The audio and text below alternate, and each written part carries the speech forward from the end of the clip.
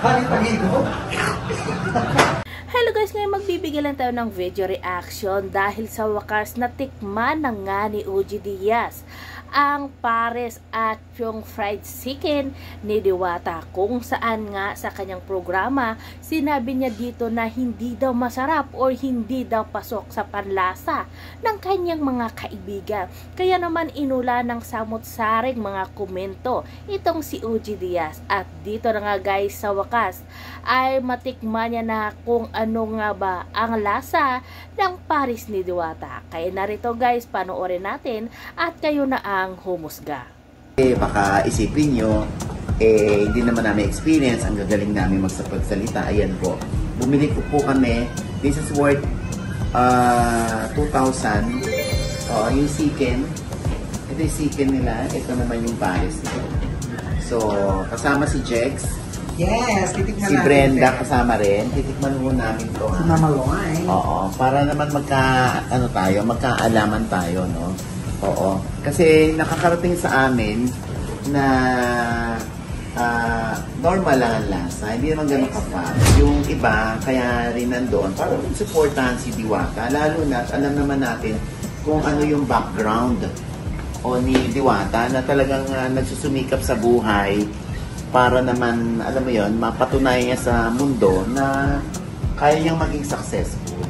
O yun, oo. Hindi naman namin pinapatay ang pangarap ni Diwata. O ito na, titikman na natin ha. Unahin natin ang sabaw.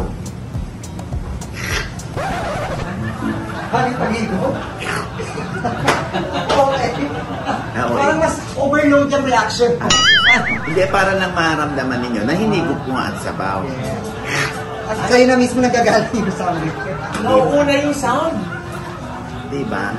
O, ito na. Sa laman na tayo dumako, ha?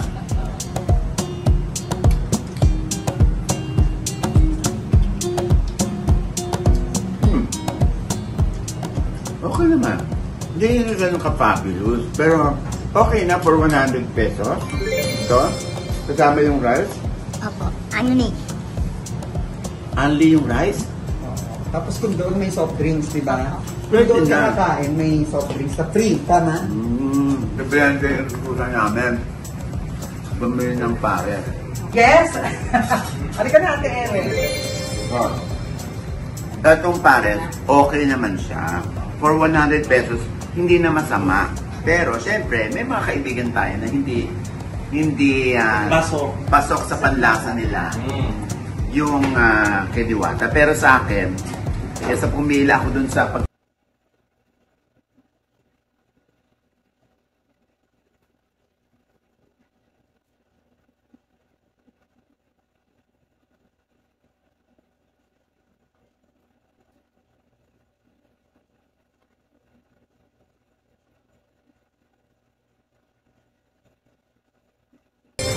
Surprise yun. Ano yung rice? Ang chicken, hindi. Pwede na. Pwede na rin to. 120, may rice, mayroong soft drinks. Opo, meron po. Oh, imagine mo yan. Pwede na. Kaya pala dinadayo si Diwata. Oo. Yan, pwede na to. Kaya hindi yung tipong hahabulin mo ng hahabulin na araw-araw. So yun ang gusto mong kainin. Hindi. Pwede na yan. Iba-iba talaga panlasa. So ayun guys, napanood natin at nakita natin yung reaction at paliwanag or honest review daw ni OG Diaz sa pares ni Diwata at yung fried chicken.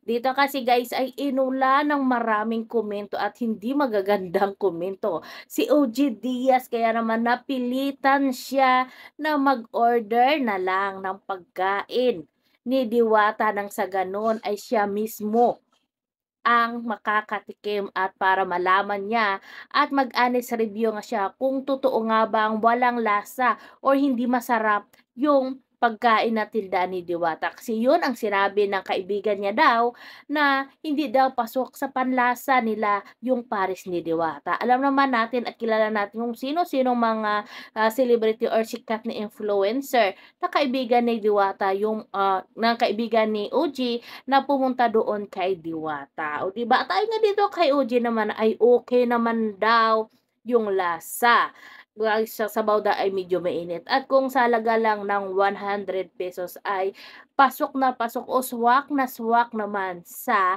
mga tao kasi nga saan ka pa makakakita o saan ka pa maghahanap ng ₱100 ay meron ka ng pares, only rice at meron ka pang only sabaw at soft drinks. At ayon naman dito kay OG doon sa fried chicken na sa halaga na 125 ay okay naman daw. Kayang-kaya naman daw at, pasok na pasok din sa halaga ng kanyang presyo kung magkano yung fried chicken. Isa lang yung ibig sabihin dun ay hindi natin alam kung napipilitan lang nga ba itong si OG Diaz pero ayon sa kanya ay okay na rin sa halaga ng, 100 to 125 kasi nga siyempre yung tinda nga ni Diwata ay pang street food at siyempre sa halaga ng ₱100 saan ka pa makakakita.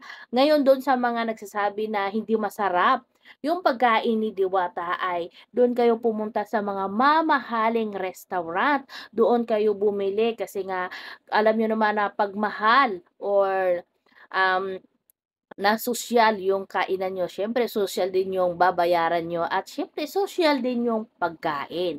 Pero gaya dun sa mga tao na gusto lang matikman ang kay Diwata, yung pares ni Diwata nga at yung halaga ng kanilang puwedeng bilhin ayun nga yung 100 or 125 ay tamang-tama na nga kay Diwata kayo kasi sigurado na pasok din sa bulsa niyo at mabubusog kayo kahit nasa sabaw lang at only rice. Saan ka pa makakakita na halagang 100 ay may only rice na, only sabaw pa o kaya doon ka na kay Diwata, 'di ba? At doon sa mga bashers na hanggang ngayon ay hindi pa rin tumitigil sa sira dito kay Diwata. Ay naku, kung ayaw niyo ng pagkain ni Diwata gaya ng sabi niya, malayo kayong pumunta sa iba at doon kayo kumain. Mag-scroll daw kayo diyan sabi ni Diwata kasi maraming parisan din na katabi lang ni Diwata kung ayaw niyo ng lasa ng kanyang pares.